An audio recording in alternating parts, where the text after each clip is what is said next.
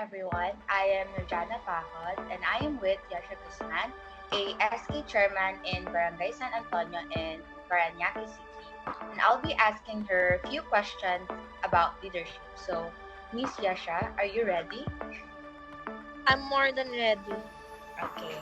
For my first question, so you are an SK chairman. So, what does leadership means to you? That's the question, no? Applying my knowledge and skills as a youth leader, I think the biggest or the most impactful answer of what leadership is the influence we give to the youth. Kasi yung influence natin, hindi lang knowledge yung pinapasa natin, but also our skills in implementing effective and efficient projects. In the Sangguniang Kabataan, as you all know, we have the smallest budget in all government units. We have the national, the local, and then the barangay.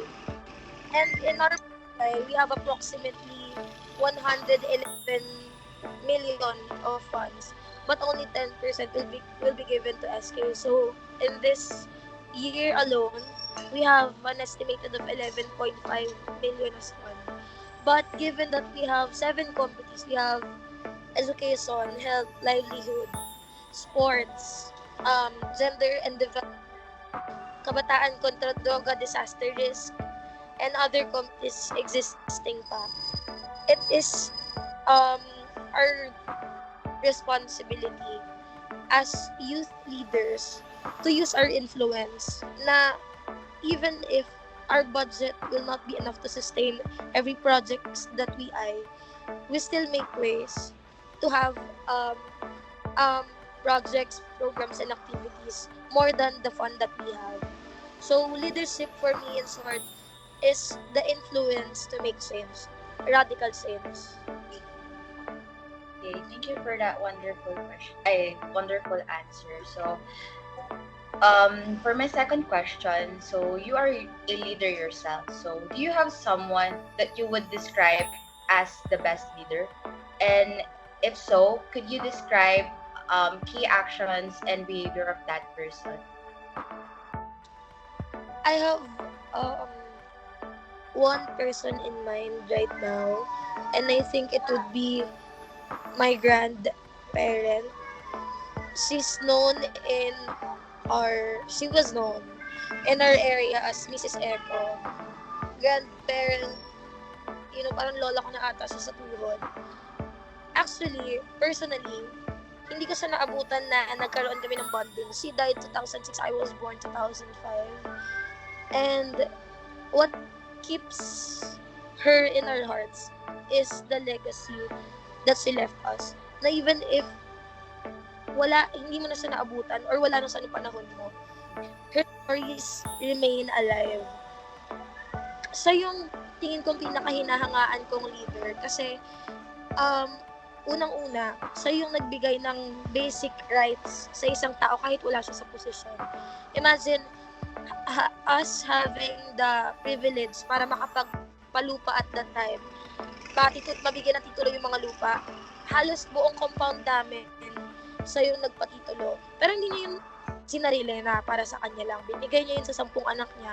Binigay niya yun kahit sa mga katulong niya, sa nagluluto sa kanya, sa labandera niya.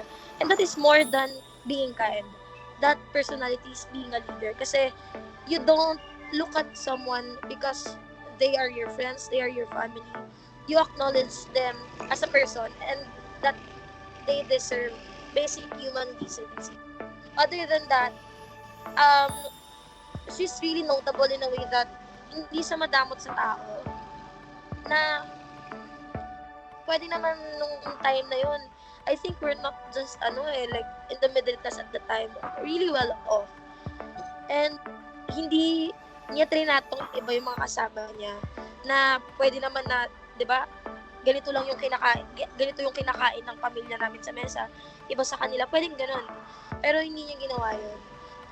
At wala siyang piniling tao. So yun yung role model in me, my lola.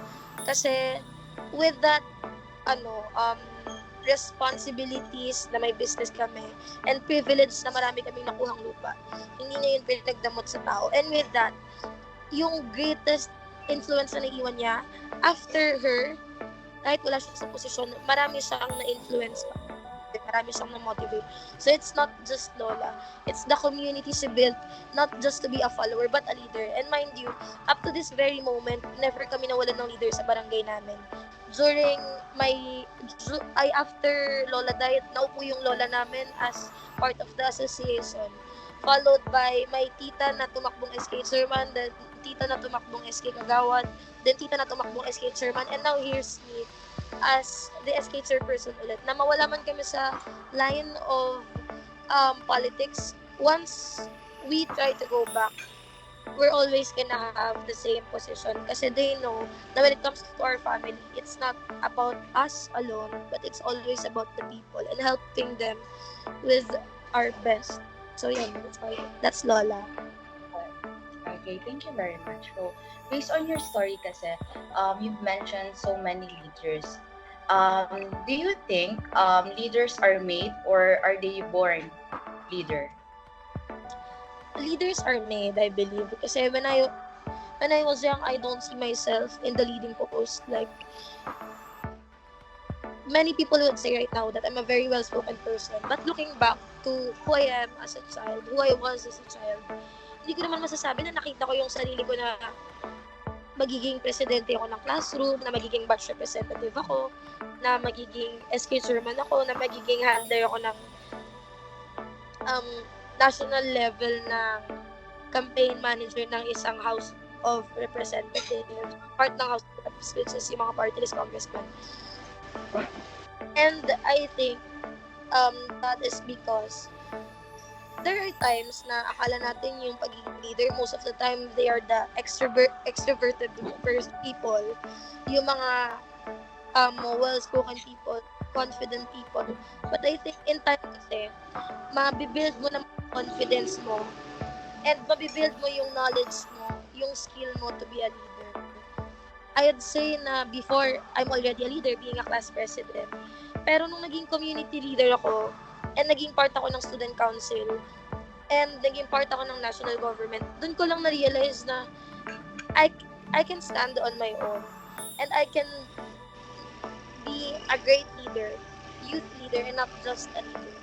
And if I can, na doubtful ako dati kasi I know for a fact na maraming mas matalino sa akin, mas maraming magaling sa akin, mas maraming mas mayaman sa akin, mas capable sa akin, pero that didn't stop me from growing on my own.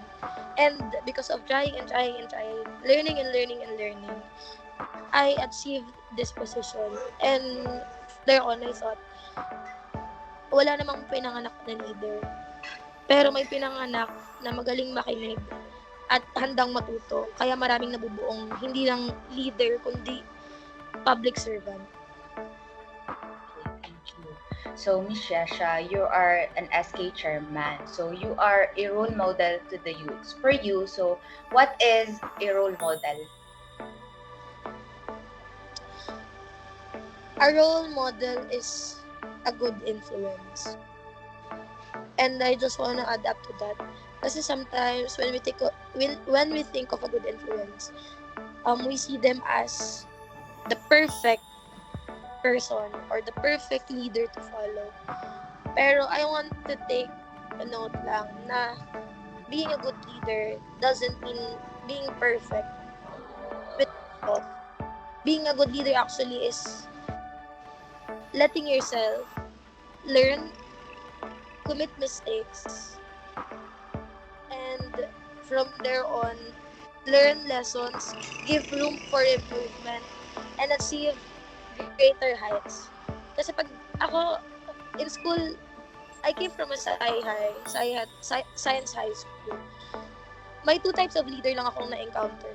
First type of leader na perfectionist, yung ayaw na nagkakamali. Well, they have good intentions. Pero, kasi pag hindi mo hinahayaan yung sarili mong magkamali, parang sinasara mo na rin yung pinto mo na matututo ka pa sa mas maraming bagay. And from there on, I thought that if I would be a leader, I'll be the leader that would let my people commit mistakes. Kasi I know na I'll always be there for them. Samahan sila na baguhin yung pagkakamali nila, and at the same time, learn from it, and next time, don't do it again, and do something better. So, yun lang. Wala. So, thank you. So my next question is about role models ulit. So, in what ways are role models important to leaders like you? Our role models are still vital to us, that even if we're leaders na, we still have someone to look up to. And most likely sila yung mga mas matataas sa amin. Kasi even if we're in the position already, there are some other ways na tingin mo hanggang dito ka na lang, pero no, you're still more than that. And even if you're just an SK person, marami ka pa rin magagawa na akala mo hindi mo kayang gawin. They will make you think na the impossible are still possible pala. And yun siguro yung importance na nag-i-instill sila lesson sa amin na hindi ka lang hanggang dyan. Malayo pa yung mararating mo kasama yung mga tao. For as long as you will be hardworking and you'll always open your doors for new learnings. So, for my next question, do you have someone that you see as your role models, and if so, what are their characteristics? Well, most of my role models are women. Growing up in a family that most of our breadwinners are women, and we're not the type of, I don't want to say that there are women na hinahayaan na hanggang doon sila, pero really, our family is full of alpha and dominant females, and they are my role model. First, my Lola Echo, and then my mommy, and then my tita, and then my mom, of course. Their common traits would be, I think, first, they are the epitome of love and forgiveness. I think when you are a leader, most of the time you disassociate what you feel and use most of the time your logical thinking. Kasi nga, diba, in having a good and well-sounded decisions, you have to use your mind. But with women kasi, we are very affectionate, emotional, and I think it's important to remember na there are two types of intelligence, and one of them is emotional intelligence.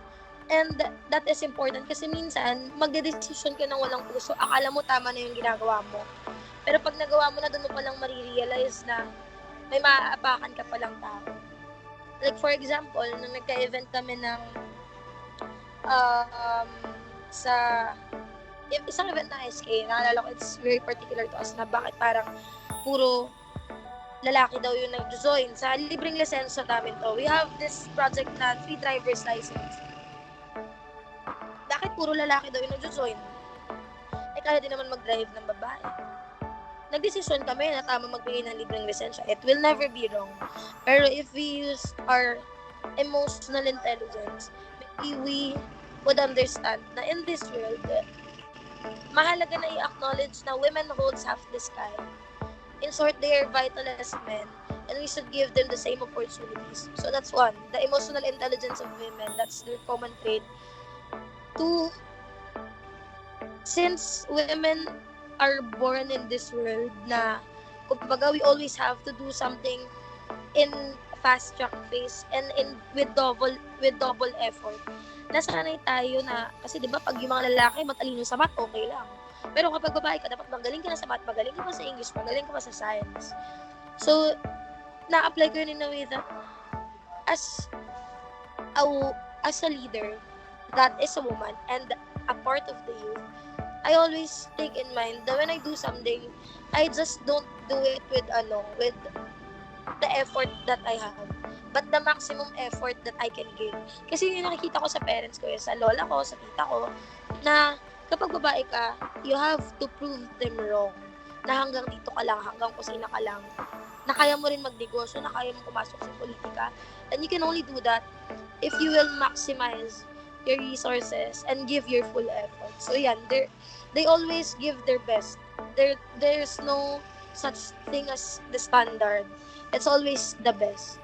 The best effort that they can give. And last, siguro yung pagiging grounded as a leader. That's very important. Kasi minsan nakala natin malakas tayo, magaling tayo, matalino tayo. Kasi nanalo tayo eh. Lalo na may SK Servan. Sa kabataan, ibig sabihin, ako talaga yung pinaka-nilulupap. Minsan kapag nasa ganun kang posisyon, you're in a cloud nine. You think na nothing could go wrong. You think you're the best. And that you live a peaceful political life. Pero you have to take note na you have to be grounded. Nasa posisyon ka kasi may problema. Kapag may problema, may kailangan kang ayusin. And with that, you always have to struggle with the people. Struggle na hindi mo tarantahan. Struggle na samahan sila sa problema nila. So, kasi pag andun ka sa ganung posisyon na grounded ka, hindi ka magbibitaw ng sentiments na harmful sa'yo sa posisyon mo at sa tao. Many people would say na, di ba? Alam ko to naalala ko na-discuss namin sa leadership din ata na nagagalit yung ibang students, yung privileged students ng UP na bakit masama na bang pumasok ng UP porket mayaman ka? On our end, parang wala naman tayong ninimin na masama. Pero kung grounded ka, maintindihan mo kung bakit sama-samang statement. Kasi it's not about entering UP. It was never ever about that. But it was the fact that you did not acknowledge your privilege and defended yourself when you could enter UP while defending the oppressed people. Kasi that's the purpose of UP. That's their mantra, to serve the youth, the country, and its people. So, yeah, you have to be grounded at all times. Kasi, hindi mo makikita yung totoong problema kung hindi mo i-acknowledge na may problema. At hindi mo ma-acknowledge na may problema kung hindi mo naman nakikita at naramdaman kung ano yung pinagdadaanan ng community mo. So, yun lang. Okay. Thank you, Ms. Shesha. For my next question, so, as a leader, what can you do to help others in the organization see the future? Ako, as elected public servant, I always share the youth na it is important to be first educated. Naalala ko, for being a leader, I've always thought myself na takot ang gobyerno sa tao. And then nadagdagan yun, takot ang gobyerno sa matalinong tao. Kasi kapag matalinong tao ka, you could make saints that will not favor their personal, self-serving interests. But that's the importance of voting and politics. We have to take note that it's not about the government.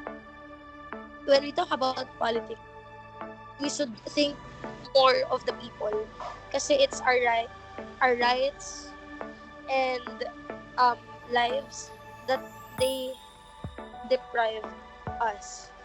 For example, if people would acknowledge and will just have enough time to understand what's going on in their politics right now, they would understand na yung living ay yung minimum wage is not the living wage.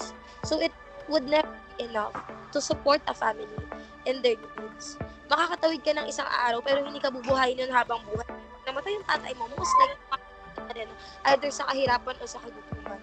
If people would understand and know that our politics is important, they would also acknowledge the fact that many of our the state universities, kaya mababa yung tinatanggap. But education is a basic to every youth. So why are we deprived of that? Kasi hindi pinapondohan. When in fact, national-wise, 10% of the budget should go or allocated in the education. If people would understand how important politics is, di sana nung pandemic, maraming tao yung hindi namatay. Kasi alam natin na may sense of urgency dapat yung gobyerno. At yun yung dapat na meron yung leaders natin. Marami sana hindi na nakawan. Remember the kwento ng PhilHealth na we have lost around 63? 65 billion pesos? Kaya yung mga members ng PhilHealth, pag pumupunta ng ospital, kahit na may savings, nire-reject. So one story that's very notable to me, nung time of pandemic, sabi nila, hindi daw nila matatanggap yung pasyente dahil nga sa PhilHealth issues pa. So, pinauwi. After 3 days, tumawag sa kanila, okay na daw yung issue. Pwede na daw bumalik ng hospital, may room for them. Pero sabi niya, ba't po sila babalik doon? Patay na yung pasyente nila. It's very alarming. And it's very disturbing. And that's what we should embrace and accept. Kasi if that will not struck you, it will never leave you a lesson. And if it will never leave you a lesson, most likely, hanggang salita na lang tayo na ano ba tong gobyerno natin? Na hindi na sa mukhang gobyerno, mukha na siyang circus. A lot of payaso in the And that's what I always tell the youth, na in time, hindi naman ako habang buhay kabataan, naalis ako dito. Lalo na rin kayo, nakasabay ko, hindi tayo habang buhay dito. Pero, it's our duty, and we owe it to the youth, na ipaliwanag kung bakit mahalaga yung kabataan natin, nag-aaral dapat tayo. Higit sa lahat, na bumoboto tayo. Kasi, yung isang maliit na botong yan, para yung piso na kayang bumuo ng 1,000. Isang boto na kayang bumuo ng 1,000 pangarap. And, I must say na I've learned that from my position. Akala ko I just make a change. But when I got the position, I made a well of radical change. Kasi from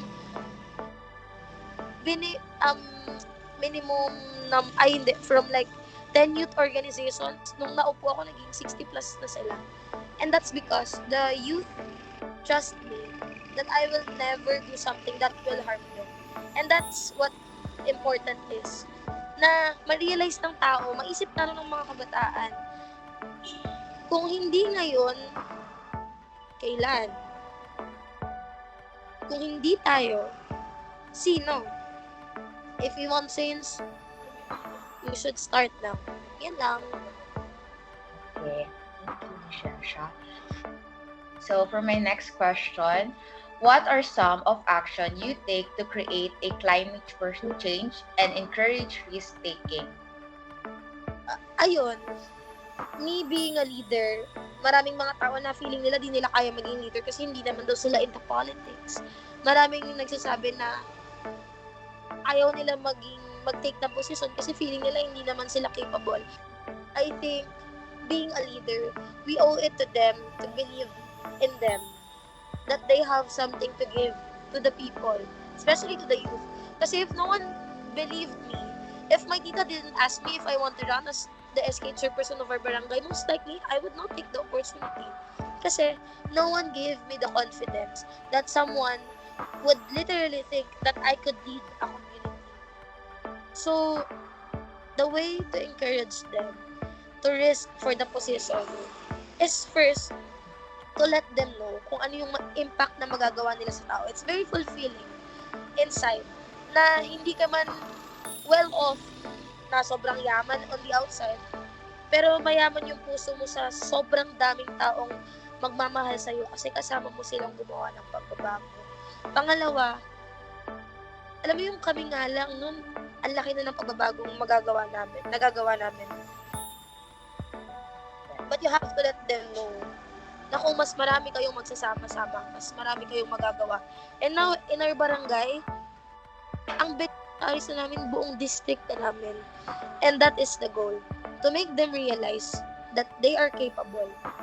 And they will still learn a lot. So they will still improve and they will achieve greater heights than of what this position is offering them. But to be in that position, to be in that very high position that you aim, it's one step at a time. You have to achieve your first step and your first milestone. And that is choosing to be a leader tomorrow. A follower today could be a leader tomorrow. Yun lang. Okay. For my next question, should leader let their constituents fail? Yes, definitely. Kasi only through hardcore mistakes you could learn impactful, meaningful, and instructing lessons in life. Kung hindi ako siguro nagkamali noon, hindi ako magiging ganito ngayon. If I didn't learn na if I stop during class recitation, kahit mali sagot ko, okay lang. Siguro I would never learn how to speak. Kung hindi siguro ko natanggap sa loob ko dati na nagkakamali ako, and that is okay to make mistakes, to commit mistakes. Kasi the important thing is, pwede ka pa namang bumawi. And makakalimutan yung tao yung pagkakamali mo, pero yung tamang gagawin sa susunod, nahahakbang ka pagkatapos mo hindi makakalimutan yung tao yun. That's what I said kanina. Being a leader is letting your people know that it is normal to commit mistakes unless you are God. For my next question, you as a leader, how can you create a climate of trust and facilitate relationship among people in a work team? Good question. Kasi ako sabi ko sa kanila, yung pwesto, it's a matter of trust and confidence. And you can create that. Kasi most of the time, I always say nung election, sabi ko, maraming pangakong pwedeng sabihin. Marami ring magaling magsalita. Pwede ring maraming matalino. At maybe, at some point of my life, I am not that person. Yung pinakamatalino, yung pinakamagaling magsalita, yung pinakamaraming ma-offer. Pero hindi naman yun yung mahalaga eh. Ang mahalaga yung sino may pinakamaraming mapapatunayan at mababagong buhay. And you can create trust and confidence in that community. Kasi ibig sabihin, kahit hindi ka sobra-sobrang tao, sobra-sobra yung pagbabago na mabibigay mo sa kanila.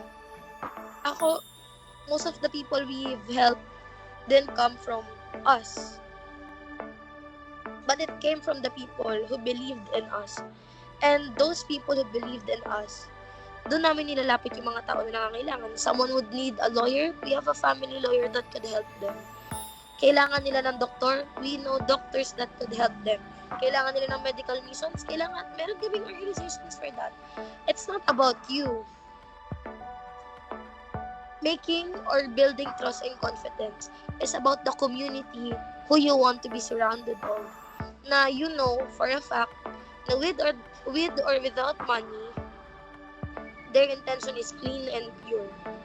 So in short, for as long as you keep your words and you do most of the actions rather than pangako, maraming magtitiwala sa'yo kasi alam nila na kung hanggang saan ka lang, hanggang doon lang yung sasabihin mo. And I wanna highlight their honesty. Marami kasi yung mga ngako kasi kaya daw nila yan. But people would not be delighted to know na nangangako ka ng bagay na hindi mo tutuparin. They would be happier to know na kung hindi mo kaya, magsasabi ka. Kasi alam nila na pag meron ka, hindi ka naman magdadamot sa kanila. So you better be honest rather than be the high person that you want to think of them or you want them to think of you pero hindi naman magagawa. So you don't ruin your reputation by saying something that you don't mean and something that you will not do. You always, ako as a leader ngayon, I value their trust and confidence. Kasi kung ako nga as a person, yun yung bagay na kapag sinita mo sa akin, hindi mo na mababalik. What more to them? What more to them na ang mindset, o kapag politika, pag eleksyon lang lalabas yan, pag nanalo na yan, nakalimutan ka na yan. Yun yung instinct sa politika sa amin eh. na ngayon ka lang mahalaga kasi boboto sila. Pero that's what I broke in their mindset. Na kapag politiko ka, hindi pwedeng ganun yung mindset mo sa kanila. Dapat, kapag politiko ka, alam mong hindi ka boboto ng taong hindi makakatulong sa'yo. So if you want to build trust and confidence within the community, you must learn first how to value their trust and confidence in you. Okay, for my next question, what are the 3 things that you can do to continue learning to be a better leader? First, you should always have to know what they're going through. Kasi kapag hindi mo alam kung ano yung pinagdadaanan ng community mo, hindi mo alam kung saan ka papasok, pwede ka mamigay dyan ng tig-1,000 educational assistance. Pwede ka mamigay ng school supplies dyan para marami makapag-aral. Pero what if hindi yun yung problema at kailangan nila? Then you're just throwing money in the air. In short, like what I've said kanina, you have to be grounded. Number 2, I believe na if you're in a position, you have to have plan A to Z bago mo sabihin na hindi mo kayang gawin yung isang bagay. Kasi as a leader, you have limited funds, pero you have unlimited resources. Only if your leader is hardworking enough to get to know other people that could help your community as well. And then lastly, siguro you have to do self-reflection.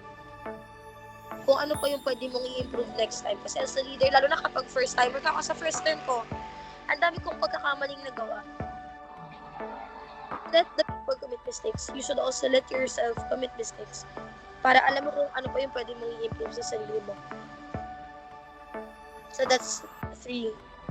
It's always about you and your relationship with the people that you don't lose. You don't lose. You never should lose.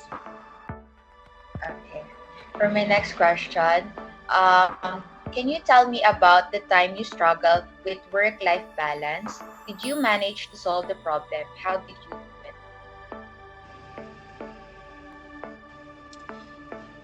Sana hindi siya misinterpret.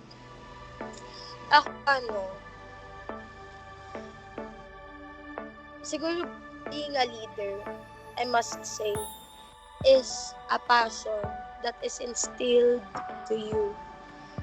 And with that, sacrifices, lalo na kapag kabataan ka, yun yung pinakamabigat na gagawin mo. Personally, I didn't expect that I'd run for a position as an SK chairman. So ako, ang only goal ko lang noon, makagraduate ako ng Science High School. And then I'd go to UP to take accountancy. And then after accountancy, I'd go to Ateneo to take my law school. Pero that didn't go well as planned. Kasi during campaign season up to the moment I won, it's a very demanding and time-consuming position. To the point that even if I passed UPCAT, UP, PopSet, PUP, hindi ko na pinursue kasi alam kong hindi ko kaya. I struggled with my dreams. Pero I always go back kung bakit ko nga ba ginagawa yun para kanina. If I really want to serve the people, I think it's best for me to look for a university that could acknowledge and embrace my position and at the same time the dreams that I want to achieve for first myself and later on my family. It's a very big struggle. Pero kung iisipin mo na magiging worth it lahat ng ginagawa mo kasi at least you're still gonna be an accountant, you're still gonna be a lawyer, pero not in your same dream university. That's all right already. Siguro sabi nga nila, hindi mo naman kasi pwedeng abutin lahat. Or hindi mo naman kasi pwedeng, alam mo yung makuha lahat. Kasi you're just a person, you have your own limits. And maybe if I push myself to my limits, baka wala nang SK chairman, wala pang accountant. Nasa siguro ako 6 feet underground with my lola. So yeah, you have to acknowledge that you also have your limits and you should be very willing and open with sacrifices. It's difficult, but we can manage to survive it. So let's proceed to our next question. So, how do you monitor the performance of individual team members? In what specific ways do you motivate your team? We always wait when we talk about leadership. The first thing that will always come to my mind is struggle. But after that, it's the set all victories. You have to reward them to make or to give motivation to their community na this is what we achieve when we do something that is not just for ourselves but for our people. And yun siguro yung mahalaga na alam nila na hindi na pupunta to. Kasi imagine, magpapagod sila, magpupuyat sila, magpupunta sila kung saan-saan to have a gay pageant or a dance contest or singing contest. And then, after napagod lang, the reward first is masaya yung community nila. Pangalawa, nagkakaroon sila ng fund. Pangatlo, as youth, nagkakaroon sila ng fund to fund their needs or their wants. There's this one distinct organization na tumatak sa akin kasi yung pondo ng youth organization nila every after project, dinidistribute nila sa members nila kapag wala ng pambaon. So, in short, doon nila kinukuha, gusto mo ng baon, bibigyan kita ng baon mo. Pero you have to participate in our cleanup drive, in our projects. And I think doon mo rin monitor yung magiging participative nila. Kasi alam mo, na kapag maganda yung ginagawa ng isang organization, pag effective, hindi nauubusan ng tao at mas marami pang nagagawa lalo. Okay, for my last question, based on your stories, your experiences, and yung mga struggles, how would you describe your leadership style? It's first is that's very communal. Like, I'm not the type of leader na I think of myself or ako yung masusunod. It's very people-oriented. Yeah, that's the term. People-oriented leadership. Kasi I value their sentiments, their opinions, and their suggestions. Dahil I know I'd not arrive in or with the decision na effective kung hindi ko malalaman kung ano yung thoughts nila about it. So that's very vital. If you're a leader of the people and for the people, you have to be people-oriented. That you value your position as much as you value your people. That's just it, actually. So, that's all for today's interview. Thank you very much, Miss Yasha, for joining us. Yun lang po. Thank you.